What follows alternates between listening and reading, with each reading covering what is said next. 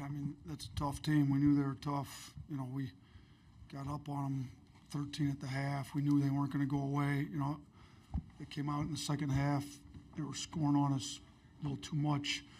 You know, I thought our guys, though, did after they made a little run there, I thought our guys answered it. You know, we played well on the offensive end. For most of the game, we had too many turnovers. You know, they had 0 turnovers at the half. We were able to turn them over 6 times in the second half, which was big, helpful. We were up 10 on them on the glass at the half, and they're the second best offensive rebounding team in the country behind Texas A&M. We've happened to play both of them. Houston's obviously up there too, but you know, I thought our guys did a really good job. You know, Cliff had 8 defensive rebounds. He had a double-double, 11 and 10. I thought our guards did a pretty good job finding them. You know, we had 6 guys scoring double figures between 10 and 13. You know, I really want to. Sears is not up here, but I thought his energy, his positivity when he was on the bench with the 2 fouls, how hard he played on defense, even with the foul trouble, I thought was huge. You know, we had other guys step up and be able to score. I think it's tough to guard us when you got 6 guys capable of getting double digits, and that's not even counting multiple guys that have scored it well for us that didn't get to double digits. So thought we had great leadership tonight, showed a lot of toughness, said, you know, the tougher team's going to win this one, and that's one of the tougher teams in the country. So really, our guys really stepped up and met the challenge there tonight. Thanks, Coach. We're going to go straight to questions in the front row for the student athletes. We'll bring a microphone your way. We'll start on the right side. Yeah, just for Grant or Chris, you guys kind of started off the night really strong, and that kind of gained more momentum as the game went on. Just what was the key to starting strong early? Grant? I mean, we emphasized that. We knew we had to come out. I mean, I feel like we've been slept on. I mean, there's a lot of people saying things about us, like we're about to lose this game. So, I mean, we knew we had to come out and bring energy, and I feel like the starting group kind of got us going, and then everyone came in and did their job, and I felt like down the line everyone had, like, a really solid game. Front row, left side. Chase Goodbread, Tuscaloosa News. Question for Chris. You had the 3-pointer in the first half near the corner that looked like it clipped the glass. Can you walk us through that one?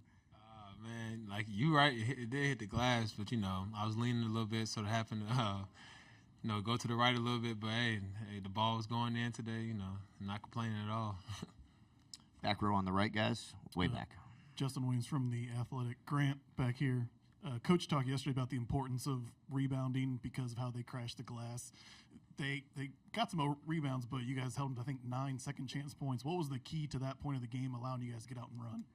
I mean, we made it a point of emphasis for the guards to get in there and strip down when they did get an O board, because we knew we weren't going to hold them completely from getting an O board. So, I mean, we emphasized that. We know we got tough guards who can come in and get rebounds, and then, I mean, just people making physical plays and blocking shots and getting steals.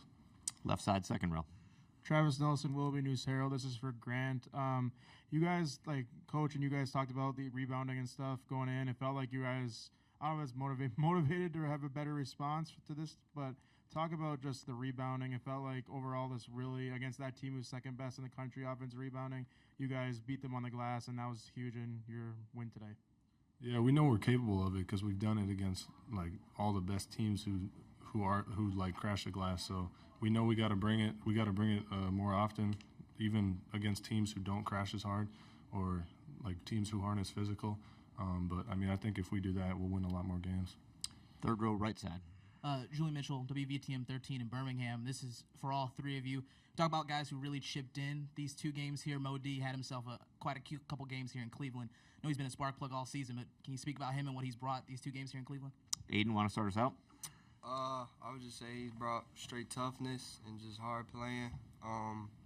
Even hitting some threes too, so which have been big for us. So just shout out to Mo, man. That's my boy. He's been playing really good these first 2 games. We'll go down. Oh, I'm sorry. Grant. Yeah, I've never seen him hit like a off the dribble step back 3, so that was pretty cool. But I mean, he's just been playing hard. He always does, so it's good to see shots fall for him. And Chris. Yeah, like all season, Mo's been, the key to our winning, our success all season. You win championships with players like Mo because you never know, like, he hitting threes tonight, and next thing you know, he might get 6 offensive rebounds in 7 minutes. So, like, Mo, like, we depend on Mo a lot for, other than just scoring. You got rebounding, steals, all the, the blue-collar plays. So Mo's been the key to our success all season. Fourth row right side. Yeah, guys, Michael Bevan with the Akron Beacon-Journal. Getting back to the Sweet 16 where the program's been here, just what do you think about the experience and what's going well for this team heading into the second weekend? Aiden? I would say I don't think we've played to the level that we are capable of playing these first two games. We've been fortunate enough to come out with 2 wins, but we got to turn up this third game to come out with a win in the Sweet 16. That's what I'd say I feel like. Anything else for the student athletes? All right, thanks, guys. You can head back to the locker room. Congratulations. We'll continue here with Coach Oats for about 7 more minutes.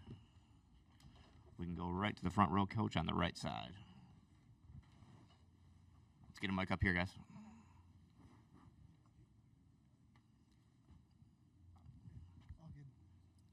Alabama had 6 double-digit scores, which is 1 less than the number of St. Mary's players that had quality minutes tonight. Just you mentioned it earlier, but how important was the usage of depth tonight? Yeah, I thought we wore them out, particularly towards the end of the first half. You know, they, like you said, they kind of play a 7-man rotation. You know, Hardaway played just under 2 minutes, and then that was it for their 8th guy. So 7 guys played the bulk of the minutes. You know, Saxon played over 39, and Barrett played over almost 37. You know, Marshallonis over 34, Ross over 34. So those 4 of their starters were over 34 minutes. You know, if you look at us, we didn't have anybody over, I mean, the most minutes, LeBaron led us in minutes with 28 and 7 seconds. So nobody had over 28 minutes, really. And then we played, 9 guys double-digit minutes, and they, you know, we got a lot of contributors. So, you know, they, the end of the first half, they finished the half 1 of 12 from the floor. I thought we kind of wore them out. Then they had to call a timeout there in the second half with like 9 minutes and some change, if I remember right. Where, you know, it's probably a smart timeout. You know, he's coached a lot of games, kind of rest his guys, and you got immediate timeout a minute later. You know, I thought we were able to get into their lack of depth a little bit. And with the pace that they typically play, I don't think that ever really affects them. But, you know, we looked at possessions. I think the last time they had a 70, I think they've only had 2 70-possession games all year. And they were, one was against a non-Division I, one was against Akron, like I think the 3rd game of the year in November. So we were able to get it to 70 possessions. Not 80 like we like to get, but against a team like that, you're kind of winning the tempo war if you can get it to 70. First team to score over 80 on them and over 100-plus games. So I think our depth, our tempo did get to them, but, man, they're tough. I mean, they're physical. They end up with 15 boards, which is way too many, you know. But, you know, their offensive rebounding rate was 36%. It's a lot higher than what we wanted, but they've – you know, we ended up winning the second chance points. So I did tell our guys going in, just because you give up an old board, there's, you know, like in our practices, we'll give points for old boards. Well, there's no points for an old board in the game. There's only points if the ball goes through the rim. So we're going to give up some old boards. We're not going to pitch a shutout. They're that good. Once we give up an old board, we got to get stopped. So, you know, Chris Youngblood got in there. He got that steal late. You know, I told our guards, we got to have all you in the mix. We need you getting rebounds. If they get it, we need to have you stripping their bigs after they get it.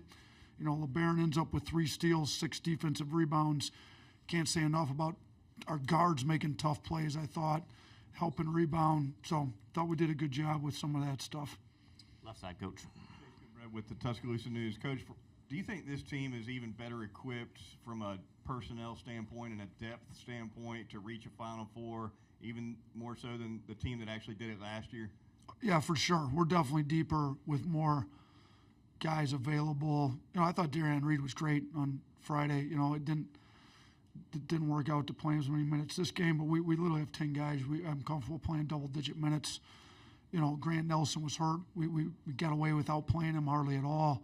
Darian was part of that, being able to not play Grant until about 7 minutes to go in that game. So, you know, whether it's injuries, foul trouble, just depth to wear teams out, guys just not playing well, and you need somebody else to step up. I definitely think we've got it. You know, Mo Diabate stepped up big in last year's run, even today. I mean, they went 2 bigs a lot. I mean, 2 7-footers out there. So he didn't play as many minutes maybe as we normally would have liked him to do, because we played Aiden Sherrill, Cliff, and Grant a lot of minutes. And, like, Aiden and Cliff don't really play together much. Tonight we did a a lot more. So most minutes weren't what we'd like to get him. I'm sure they'll go up moving forward. But shoot, you look at what he did in 15 minutes. I mean, he had 10 and 5 in 15 minutes. So, you know, we've got guys that have efficient games too. Like Darian Reed scored 9 points in 10 minutes or so on Friday, whatever it was. I think guys are able to have efficient minutes and play efficient in their minutes, which I think is big as well. Way in the back on the right side, Coach. Coach, Cliff's had a good season, but it seems like he's really been a difference maker these past 2 games. Is something clicking with him, or just the matchups are working out well for him? I hope something's clicking with him, because when he's playing really well like he was tonight, we're a different team. Thought he was great against Robert Morris. You know, he's had 11 double-doubles on the year. You know, I think he's more than capable of having a double-double every game out. You know, he played 25 minutes and had 10 and 11 with 2 blocks. Should have even had 2 assists tonight. So I thought he was really good and did a good job kind of challenging their big. I mean, their bigs are good. They're big. They punch in the post a lot. You kind of look at what they did. You know, Saxon had a good game. I mean, he had 15 and 5. He shot 7 of 12 from the floor. And, you know, Wessels was only 3 and 9 from the floor. You know, I thought Grant, Aiden Sherrill, Cliff kind of affected those 2 guys a little bit, but they're good. They're big. I mean, they're tough. Last 2 questions in the 4th row, Coach, starting on the end. Nate, Chris East from the Akron Beacon-Journal. I know you're still sort of in the moment, soaking up this win, but the last 2 games have been really defensive-minded, physical kind of teams in that you faced. But now you're going to face BYU in the Sweet 16, a team maybe a little bit stylistically like you guys. Is sort of, you kids almost find it refreshing after kind of going through kind of a grind of these last 2 games to see a team that's maybe stylistically a little bit more like you guys? I mean, they're definitely way more stylistically like us, like you said. I've actually gotten to know Kevin pretty well. I've gone to the Suns training camp a couple times when Monty was the coach and he was the assistant there. And he's great. I've kind of been interested to follow him as he got into college. He's done a really good job there. You know, I've watched him a little bit here and there, but I haven't dove in totally. I don't know that I want to say it's refreshing to go against somebody that plays like us, because I think we're really tough to guard. And we've led the country in scoring the last 2 years. I don't think anybody's saying it's refreshing to play Alabama, whoever's running the defense for the other team. So, I mean, in a way, maybe it's not such a smash mouth game, like not playing football out there like some of these teams, but they're not easy to cover. Like, I mean, he's running great sets. They've got shooters all over the place. They're good. So we're gonna have to really lock in, and coaches are gonna have to really do a good job getting our guys ready, and then our guys are gonna have to execute whatever the plan is that we decide to put in, and we're gonna have to make adjustments to it, because I'm sure he'll make adjustments. So, you know, yeah, I'm looking forward to playing in the Sweet 16. It's great. It's the first time in school history we've been to 3 straight Sweet 16s, but I would not use the word refreshing to play against an offense like BYU's has. It's probably not the correct word. Right. Two seats now. Ashley Bassett, Cleveland.com. Coach, what do you just think about that connection that Mark and Cliff had on a couple of those alley-oops? I think he's leading the NCAA tournament right now in dunks. And then for you and Mark to continue your winning in Cleveland, we talked about your amazing career records here. Just continuing that. So I think Mark's 6-1 now here in Cleveland, right? 11-1. And I'm 11-1. I've been here a few more times than Mark, so I had more opportunities than he had. No, I mean, I thought Mark played great. I mean, it's he doesn't get in foul trouble much, so it's a little tough with him getting in foul trouble. That's why his minutes were down. 26 minutes. He's usually over 30, but I thought he kept his attitude great. We pulled him in, took him out. Played him. I think he's been looking for Cliff. He's finding him. He really just cares about winning. Like a lot of the guys that can score it at the level he can score it at, get frustrated when they're not scoring. Mark's been moving the ball, just being a really good team guy here in Cleveland. So whether it's being in Cleveland or what, he's made 3 straight Sweet 16s as a player. So whether they sent us to Spokane or Birmingham, he's it's now 6-0 in the first weekend of the NCAA tournament. So Cleveland's been good to him. So is Birmingham. So is Spokane. So let's hope we can head to Newark and play as well as we did in LA last year, because that was good for us as well. So regardless of where they send us, we got to play two really tough teams coming up, and we got to be ready for them. I thought Sears been great here this weekend. We need him to be great again next weekend. Thanks, Coach. Good luck in the second weekend. All right, thank you. Appreciate it.